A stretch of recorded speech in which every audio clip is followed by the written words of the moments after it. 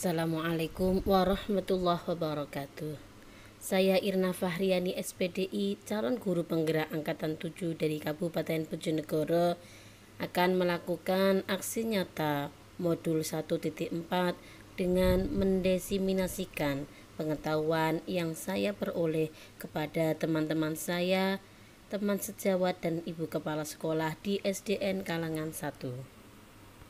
Baik, Bapak Ibu guru, budaya positif di sini yang akan kami jelaskan meliputi yang pertama tentang disiplin positif dan nilai-nilai kebajikan universal. Kemudian teori motivasi. Teori itu ada teori motivasi, ada teori hukuman dan penghargaan serta restitusi. Nanti kita akan bahas secara tuntas. Kemudian yang akan kita bahas lagi tentang keyakinan kelas. Kemudian kebutuhan dasar manusia dan dunia berkualitas serta restitusi. Ada dua hal yang akan kita bahas tentang 5 posisi kontrol. 5 posisi kontrol yang dimaksud di sini adalah 5 posisi kontrol sebagai seorang guru, dan yang terakhir restitusi, menjelaskan tentang segitiga restitusi. Terlebih dahulu kita akan membahas tentang masalah disiplin. Disiplin berasal dari bahasa Latin disiplina yang artinya belajar. Disiplin diri membuat orang menggali potensinya menuju sebuah tujuan apa yang dihargai. Namun dalam budaya kita, makna kata disiplin telah berubah menjadi sesuatu yang dilakukan seseorang pada orang lain untuk mendapatkan kepatuhan. Kecenderungan umum adalah menghubungkan kata disiplin dengan ketidaknyamanan. Justru disiplin yang sebenarnya yang telah kita terapkan itu membuat posisi terlebih pada kita praktekkan pada peserta didik kita, menjadikan mereka tidak nyaman bukan dengan apa yang kita hargai dan pencapaiannya. Lalu yang selanjutnya akan kita bahas adalah nilai-nilai kebajikan universal. Nilai-nilai kebajikan universal ada banyak. Akan tetapi poin yang kita bahas di sini, terutama kita pada kurikulum merdeka, adalah tentang profil pelajar Pancasila. Apa saja profil pelajar Pancasila? Ada 6. Yang pertama, beriman dan bertakwa kepada Tuhan Yang Maha Esa dan berakhlak mulia. Kemudian yang kedua adalah mandiri. Yang ketiga, gotong royong. Yang keempat, berkebinekaan global. Yang kelima, bernalar kritis. Dan yang keenam adalah kreatif. Baik Bapak Ibu, dari dimensi profil pelajar Pancasila yang pertama adalah beriman dan bertakwa kepada Tuhan Yang Maha Esa dan berakhlak mulia. Yang dimaksud di sini adalah memiliki dimensi spiritual, religius kepada agama dan keyakinannya. Artinya kita ingin menjadikan peserta didik kita semuanya menjadi peserta didik yang beriman dan bertakwa pada Tuhan Yang Maha Esa, serta tentunya memiliki akhlak yang mulia. Kemudian dimensi yang kedua adalah mandiri. Apa itu mandiri? Dia tahu tujuannya itu apa dan bisa menyusun rencana untuk mencapai tujuannya secara mandiri. Yang ketiga adalah berkebinekaan global. Kita tahu artinya bineka itu apa? Pastinya adalah berbeda-beda. Global itu mendunia, berarti dia tidak hanya bisa melihat perbedaan secara nasional, akan tetapi sudah pada skala dunia. Yang keempat, gotong royong. Gotong royong itu merupakan akar budaya masyarakat Indonesia yang harus terus kita pupuk, kita lestarikan agar anak-anak kita tuh selalu memiliki dimensi ini, profil pelajar Pancasila, yakni gotong royong. Yang kemudian kreatif. Apa itu kreatif? Imajinasi untuk menghasilkan solusi-solusi yang baru. Kreatif bisa mengarah kepada inovatif. Ketika anak berpikir kreatif, guru berpikir kreatif, maka akan menghasilkan sesuatu yang inovatif. Dan yang keenam, bernalar kritis, yakni kemampuan mengedepankan pada suatu kebenaran. Itu tentang yang bahasan pertama tentang nilai kebajikan universal pada poin profil pelajar Pancasila. Yang akan kami jelaskan pada poin kedua ini, teori motivasi, hukuman, dan penghargaan. Jadi teori motivasi itu ada teori internal, ada eksternal. Motivasi internal jelas dari dalam diri kita sendiri. Kalau eksternal itu ada faktor dari luar. Teori motivasi, ada teori motivasi, kemudian hukuman dan penghargaan. Kita sebut istilahnya dengan apa? Reward dan punishment. Satu, menghindari ketidaknyamanan hukuman apa yang terjadi apabila saya tidak melakukannya. Misalkan ada motivasi eksternal, si anak atau peserta didik kita melakukan hal itu tuh akan menghindari, dia tidak dianggap melakukan perbuatan salah. Apabila saya seperti ini maka saya akan mendapatkan hukuman. Nah, itu teori motivasinya masih bersifat eksternal karena dia belum sadar dari dirinya sendiri. Seperti itu. Kemudian yang kedua, untuk mendapatkan imbalan dari orang lain. Misalkan anak kita melakukan apa, peserta didik kita mengerjakan tepat waktu karena ingin mendapat pujian dari guru atau mendapat hadiah dari guru, itu pun masih ada namanya motivasi eksternal, motivasi dari luar, belum dari dirinya sendiri. Kemudian kalau yang ketiga ini, untuk menghargai diri sendiri, kita seorang guru ataupun seorang peserta didik kita ingin menghargai dirinya sendiri, melakukan sesuatu yang positif memang karena dirinya sendiri ingin menjadi orang yang dihargai, menjadi orang yang seperti orang yang baik jika saya melakukan seperti ini. Nah, itu yang dikatakan motivasi internal atau tujuan disiplin positif. Menghindari ketidaknyamanan atau hukuman ini adalah tingkatan terendah. Dan tadi yang motivasi eksternal tadi, karena anak itu motivasi eksternal, dia takut mendapatkan hukuman, dia takut mendapat dipanggil guru karena melakukan kesalahan. Itu adalah motivasi perilaku yang paling rendah. Biasanya orang yang motivasi perilakunya untuk menghindari hukuman atau ketidaknyamanan akan bertanya apa yang akan terjadi apabila saya tidak melakukannya. Kemudian yang kedua, yang ingin mendapat imbalan tadi atau penghargaan dari orang lain, itu satu tingkat lebih atas dari motivasi yang pertama. Di sini orang berperilaku untuk mendapat imbalan atau penghargaan dari orang lain. Orang dengan motivasi ini apa yang berpikirnya begini, apa yang saya dapatkan apabila saya melakukannya. Masih kalau kita menyebutnya adalah pamrih begitu. Belum ada motivasi dari diri sendiri. Kemudian yang ketiga, untuk menjadi orang yang mereka inginkan dan menghargai diri sendiri dengan nilai-nilai yang mereka percaya. Tadi yang saya sebutkan adalah motivasi internal. Orang dengan motivasi ini akan bertanya, akan menjadi orang yang seperti apa bila saya melakukannya.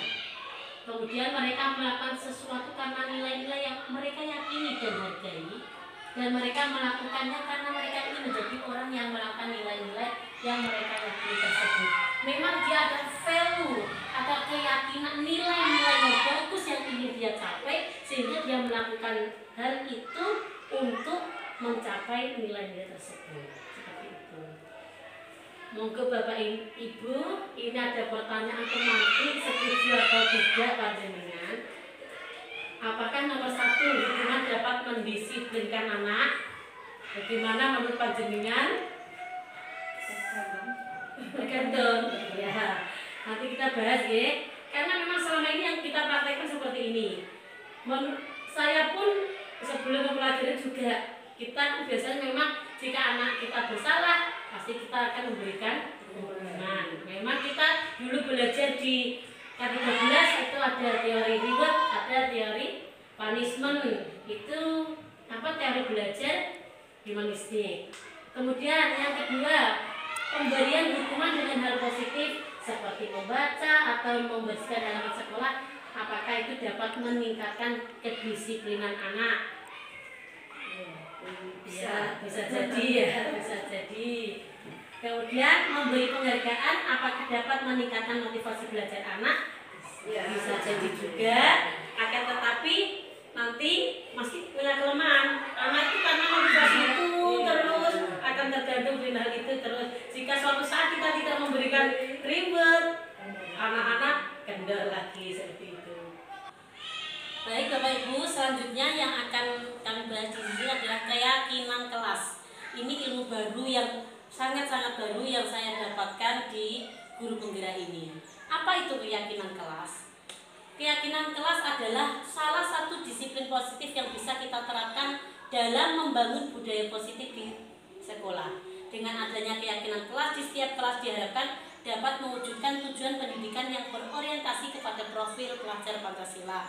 Kemarin sempat saya praktekkan di kelas 4. Jadi anak itu saya beri kertas satu-satu. Sepakatan apa? Bukan kesepakatan. Anak itu meyakini di kelas kita itu akan apa yang kita yakini. Nanti ada penjelasan selanjutnya. Ciri-ciri keyakinan kelas antara lain bersifat lebih abstrak daripada peraturan yang lebih rinci dan konkret. Kemudian keyakinan kelas berupa pernyataan-pernyataan universal yang dibuat dalam bentuk kalimat positif. Kemudian keyakinan kelas tidak dibuat dalam jumlah banyak sehingga mudah diingat dan difahami oleh semua warga kelas. Itu yang disebut keyakinan kelas, ciri-cirinya. Kemudian pertama, guru meminta semua murid di kelas untuk menuliskan apa saja aturan yang perlu disepakati bersama.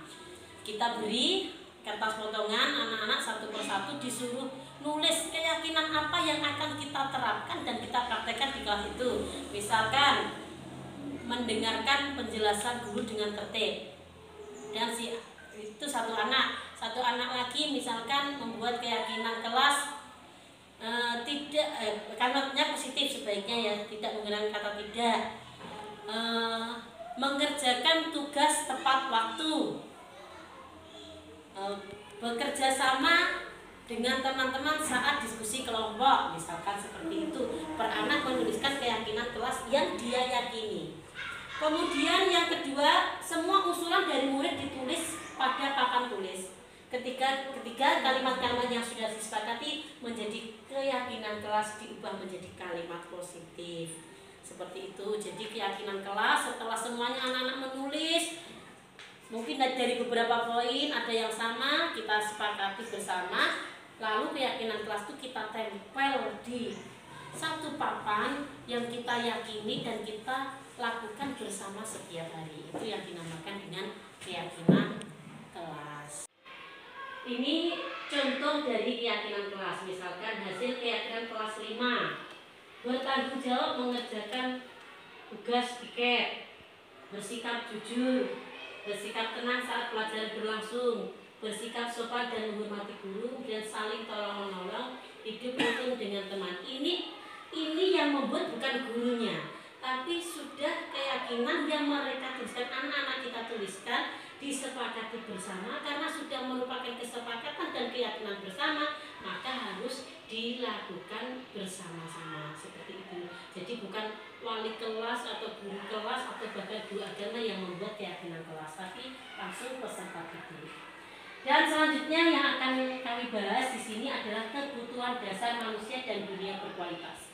Kebutuhan dasar manusia itu ada 5. Next. Kebutuhan dasar manusia ada 5. Yang pertama, bertahan hidup. Jadi 5 kebutuhan dasar manusia. Yang pertama, bertahan hidup. Yang kedua, kasih sayang dan ingin diterima. Kemudian yang ketiga, kebutuhan akan kebebasan atau freedom. Yang keempat, kebutuhan akan kesenangan. Dan yang kelima, kebutuhan akan penguasaan atau powering. Itu adalah kebutuhan dasar manusia yang harus dipenuhi.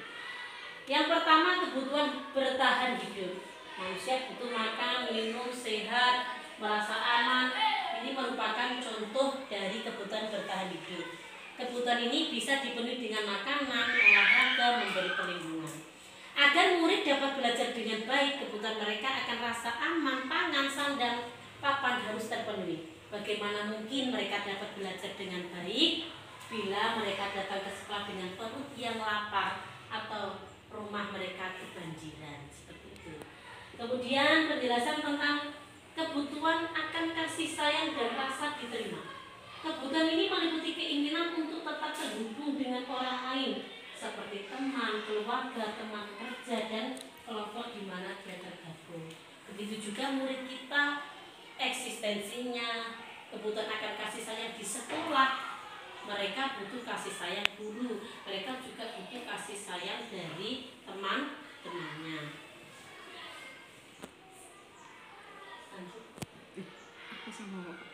Kemudian keputusan akan kebebasan atau freedom. Murid harus diberi kesempatan membuat pilihan dan bertanggung jawab atas pilihannya. Itu kenapa kita di pembelajaran kurikulum merdeka ini ada asas diferensiasi ya, perbedaan. Kita itu mungkin misalkan kita memberi tugas kepada anak itu tidak difokuskan pada satu kemampuan, harus misalkan menggambar ini, atau misalkan satu materi anak itu bisa mengerjakan tugas ini tapi sesuai dengan bakat yang dia miliki. Misal anak bakatnya puisi, dia bisa membuat puisi tentang misalkan berbakti pada orang tua. Satu berbakti pada orang tua, materinya berbakti pada orang tua, misal pelajaran agama, berbakti pada orang tua, anak bisa membuat, yang pandai menggambar bisa membuat poster tentang berbakti pada orang tua, yang pandai buat narasi tentang itu, yang pandai buat puisi bisa tentang puisi tentang orang tua. Itu contoh diferensiasi.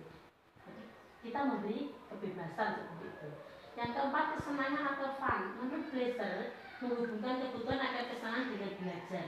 Sebagai guru jangan ragu-ragu untuk dengan sengaja memasukkan kegiatan yang menyenangkan dalam kelas. Ini tentunya saya sudah perhatikan Bapak Ibu sudah melakukannya. Ada yang diajak jalan-jalan ke hutan, seperti Bu Enda kemarin jalan-jalan ke hutan, kemudian Bu Hana dan sebagainya. Teman-teman sudah sering melakukan yang kegiatan menyenangkan. Jadi kegiatan pembelajaran tidak terasa membosankan. Kemudian manusia juga butuh ini 5, penguasaan atau power. Setiap murid memiliki kebutuhan untuk merasa kompeten, menjadi terampil, diakui pencapaiannya dan keterampilannya, didengarkan, bisa membuat dampak dan pengaruh, dan memiliki rasa harga diri. Mereka sebaiknya diberi kesempatan untuk membuat keputusan tentang hal-hal penting dalam hidupnya dan tidak merasa dikontrol oleh sistem sekolah. Murid yang memiliki kebutuhan dasar penguasaan yang tinggi biasanya selalu ingin menjadi pemimpin. Mereka juga suka mengamati sebelum mencoba hal baru. Mereka juga perfeksionis dan merasa kecewa jika melakukan kesalahan. Tentu kita paham karakter murid kita. Ada karakter murid kita tuh yang lebih dominan di kebutuhan akan powering ini. Dia selalu ingin di nomor satukan, dia ingin selalu terdepan. Kita paham karakter siswa-siswi kita. Itu tentang 5 kebutuhan dasar manusia. Kemudian pembahasan selanjutnya adalah tentang restitusi. Restitusi sendiri akan membahas tentang 2 hal. Yang pertama, posisi kontrol yang dimiliki guru. Kemudian yang kedua tentang segitiga restitusi. Restitusi sendiri itu apa? Proses menciptakan kondisi bagi murid untuk memperbaiki kesalahan mereka sehingga mereka bisa kembali pada kelompok mereka dengan karakter yang lebih kuat. Inilah Bapak Ibu yang kita maksud. Tadi ada teori motivasi, ada teori hukuman dan penghargaan. Kemudian yang saat ini sangat bagus untuk kita praktekkan ternyata adalah restitusi. Jadi restitusi ini adalah proses menciptakan kondisi bagi murid. Kesalahan mereka itu sepertinya kita menyadarkan pelan-pelan, tanpa kita memberi hukuman, tanpa kita memberi reward, tapi dengan cara restitusi ini. Bagaimana prakteknya nanti kita akan bahas. Kemudian posisi kontrol guru itu ada 5. Kita bisa meraba-raba diri kita. Kita tuh ada posisi di mana? Nomor 1, apakah kita sebagai seorang penghukum, kemudian pembuat rasa bersalah, atau kita menjadi teman untuk anak-anak kita, atau pemantau, atau posisi manajer. Dari kelima ini nanti yang paling kita diusahakan untuk bisa menjadi posisi manajer. Kita pelajari satu-satu. Apakah posisi penghukum?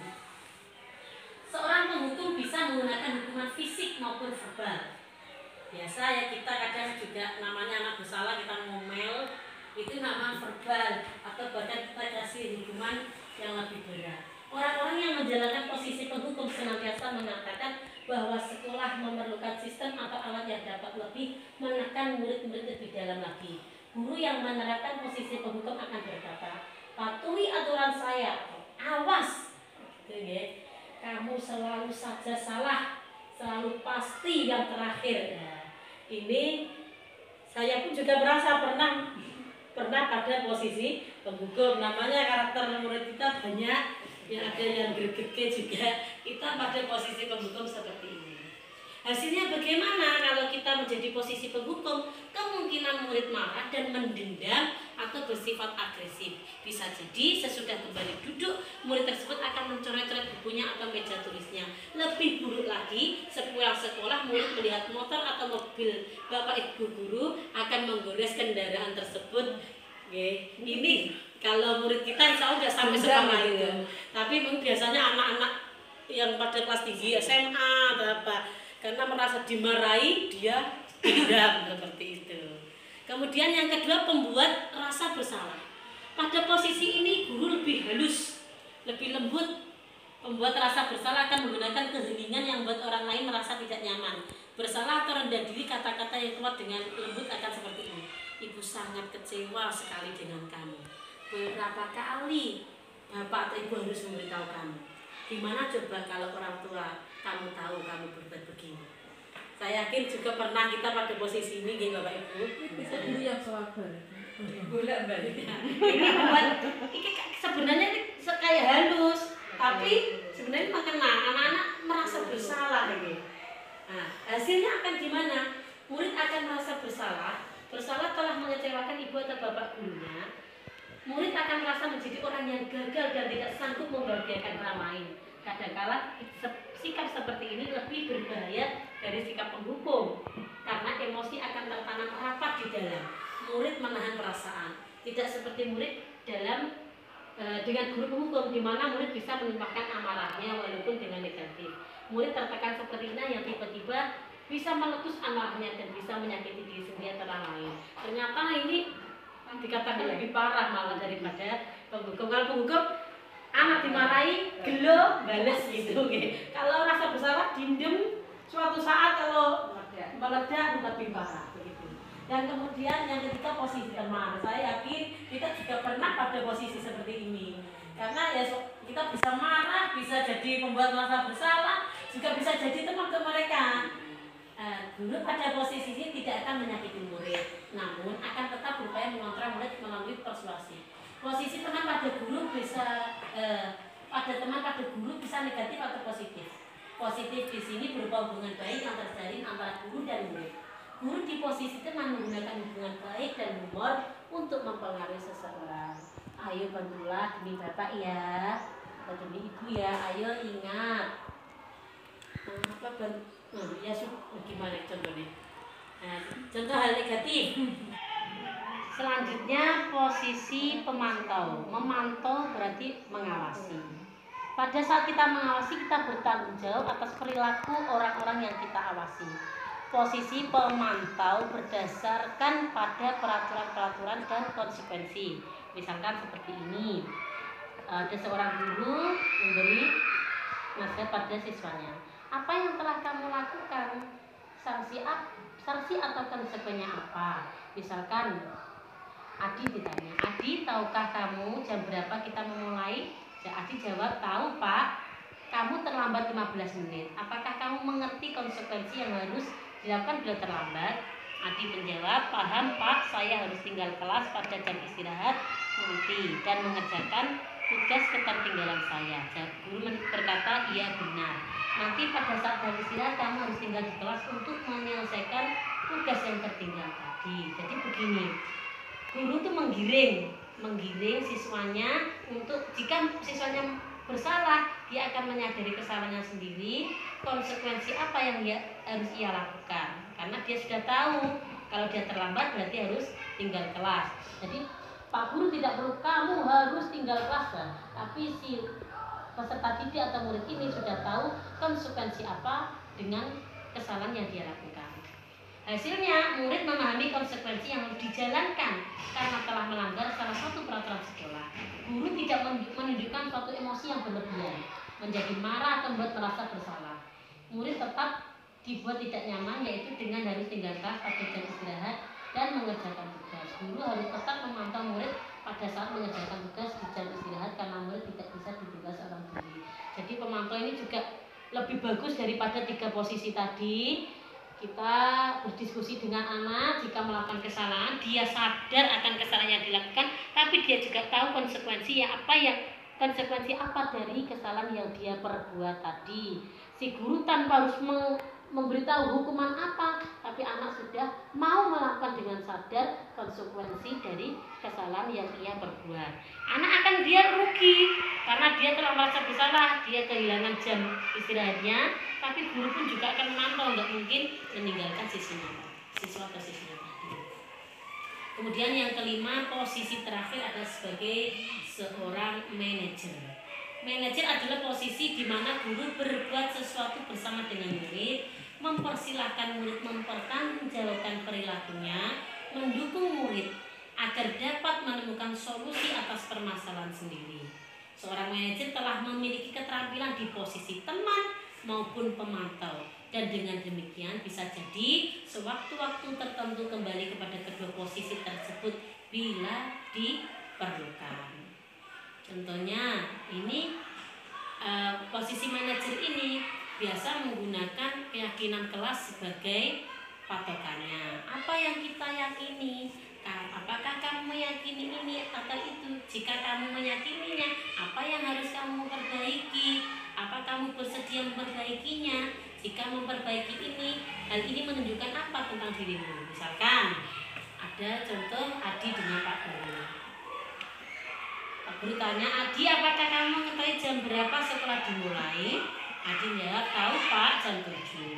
Guru bertanya lagi, ya jadi kamu terlambat. Kira-kira bagaimana kamu akan memperbaiki masalah ini?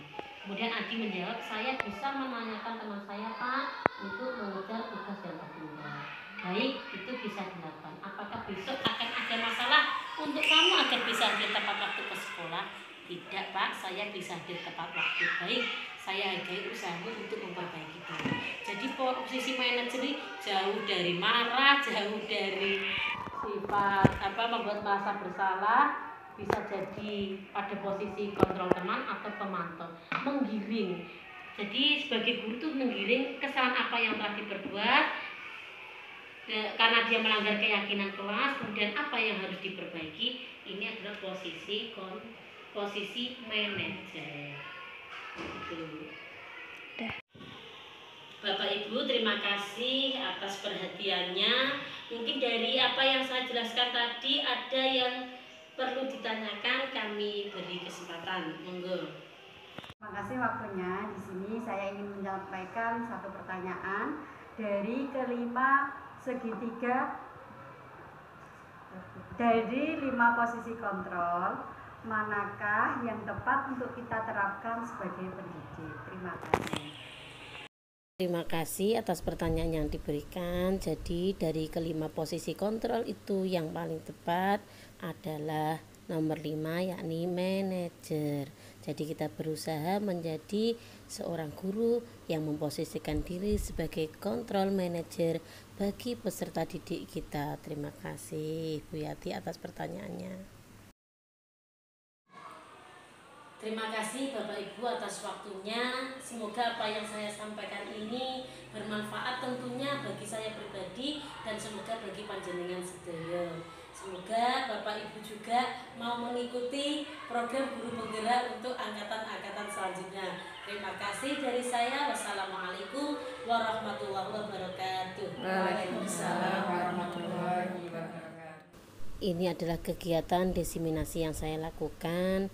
Akan tetapi di awal terlebih dahulu persiapannya saya adalah berkoordinasi dengan kepala sekolah saya untuk melakukan diseminasi bersama ibu kepala sekolah dan teman-teman sejawat.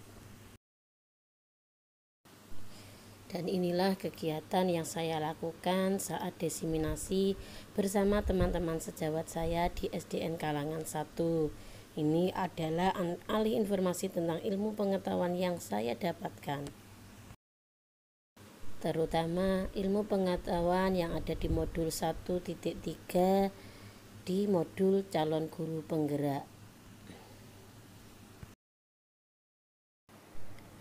Dan ini adalah foto kegiatan saat saya mempraktekkan segitiga restitusi kepada 2 anak didik saya yang saat itu sedang melakukan kesalahan ketika sholat duha, dia tidak tertib, rame dan mengganggu temannya.